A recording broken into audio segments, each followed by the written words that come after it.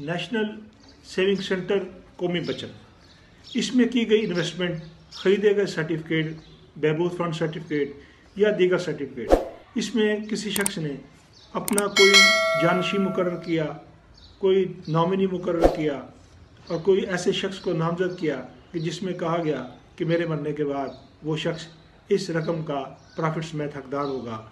कानून में अब इसकी गुंजाइश नहीं है। इस बारे में हम बात करेंगे। अब कानून में क्या तब्दीली आई है, इस बारे में हमने आपको बतलाना है, और इस कानून के इतलाक से पहले और बाद में जो शख्स किसी शख्स को नामिनी मुकर्रर कर चुका है अब वो क्या करे। अब हम बात करेंगे सबसे पहले गवर्नमेंट सेविंग बैंक एक्ट 1873 क्या है।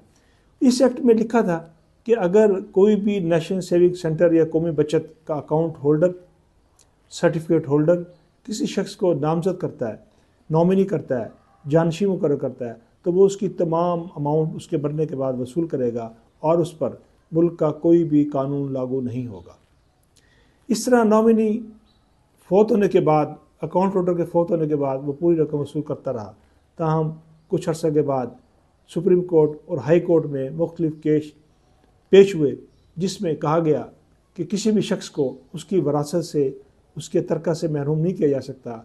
लिहाजा 2016 में Sindh high court Sukkur bench ने अपने एक फ़ैसले में ये हुक्म दिया कि इस कानून को तब्दील किया जाए और किसी भी शख्स को जो उसका लीगली वारिस है उसको तरके से महरूम नहीं किया जा सकता।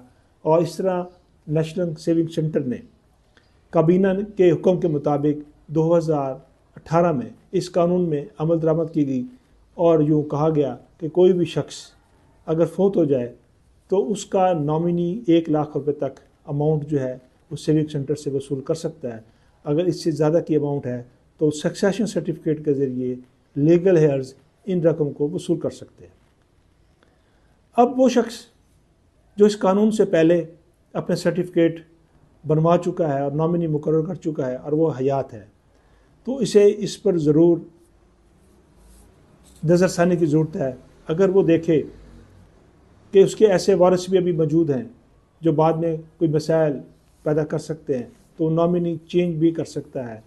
और इसी तरीके से जो नए इन्वेस्टर हैं या नए जो सर्टिफिकेट होल्डर हैं या अपना बैंक कौमी बचत में, अपना अकाउंट कौमी बचत में खुलवाना चाहते हैं, तो वो भी ये ज़हन-नशीं रखें कि वो क्लियर हो कि उनकी तरफ से नामजद किया जाने वाला शख्स उनकी वफ़ात के बाद पूरी रकम वसूल नहीं कर सकेगा।